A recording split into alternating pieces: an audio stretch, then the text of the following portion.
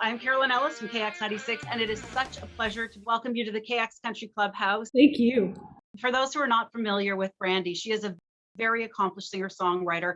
In addition to releasing your own albums, you have written some huge hits, including Casey Musgrave's Follow Your Arrow, which won you a CMA Award for Song of the Year, Van Perry's Better Dig 2, and Mama's Broken Heart from Miranda Lambert. Now, those are some huge songs. Thank you. I'm proud to be a part of all of that.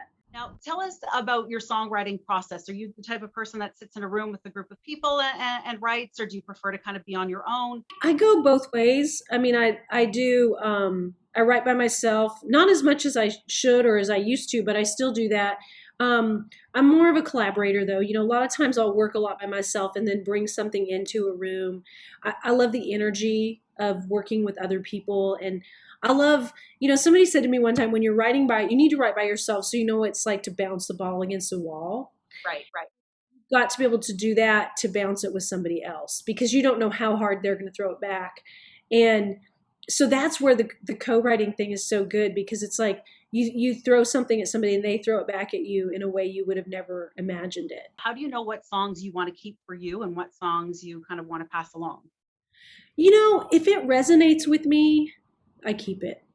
You know, I'm not really precious. Like, I write a lot of songs and most of them don't work for me, but the ones that do really do.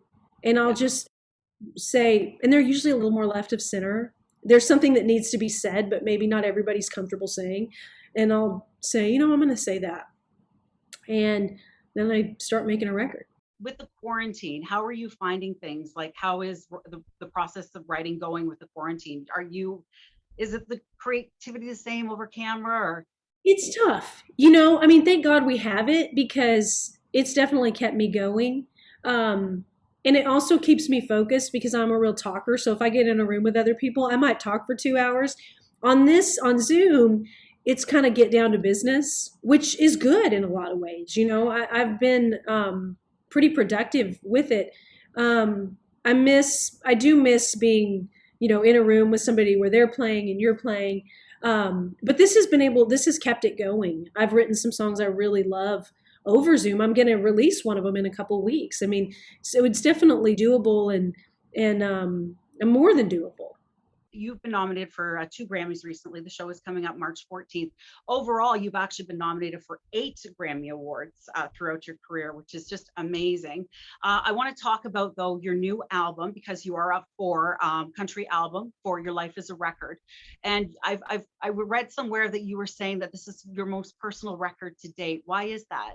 You know, I wrote it came off of a breakup of a long relationship, and I didn't realize when I was writing songs that was seeping into things, but it was. And I'm really a storyteller, and this song has 1 or 2 story songs and the rest are all first person, so that's very different for me. And it also, I made some choices that I wouldn't have made in the past. Like, it's mostly ballads, and I'm usually like, oh, we gotta have a certain number of up tempos. I don't know why I got that in my head, but like, gotta have at least half. This record, that I threw that out the window and really made a record that I just would want to listen to. Well, and the song that you're nominated for, too, Who You Thought I Was, that is just a beautiful song. And what I was reading, they were saying that you have like this Linda Ronstadt sound to you. And do you ever?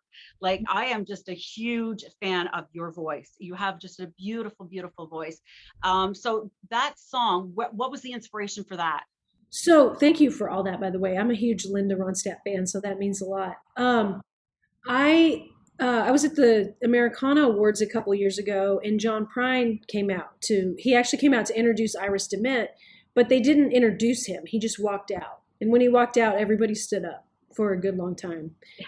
And when they finally sat down, I think in an attempt to not get emotional, that's what I always felt it was, he said, well, I'm John Prine.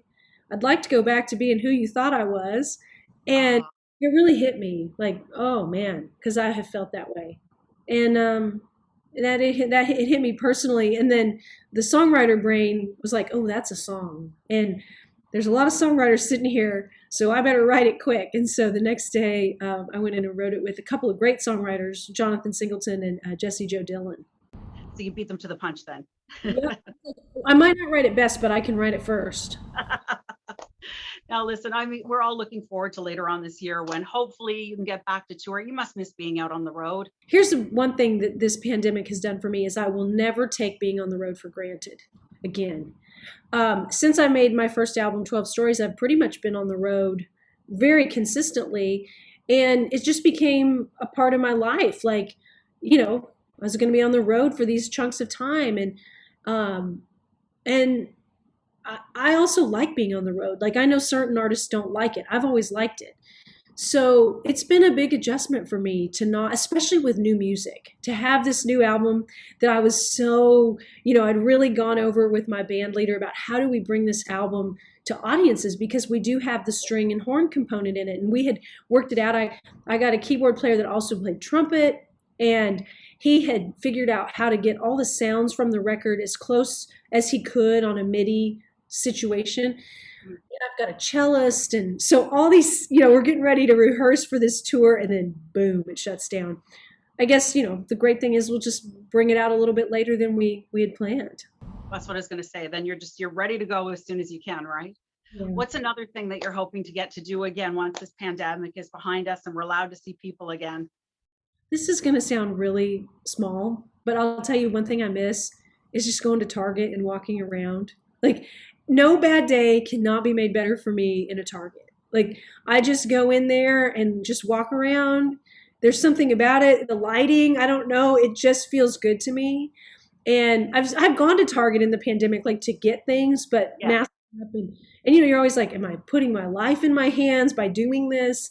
So just the freedom to just, you know, spend 2 hours in a Target.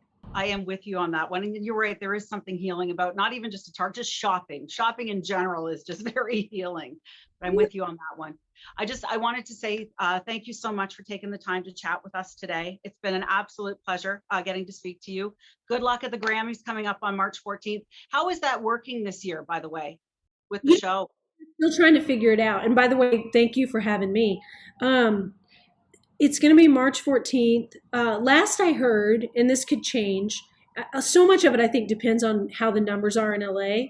But if you're in a televised category, which you never know until right before, you can go to the show. Okay. If you're in the pre-tel, I think it's all Zoom. Okay. It's been a great pleasure talking to you, and thank you so much for joining us here today on the KX Country Clubhouse. Thank you.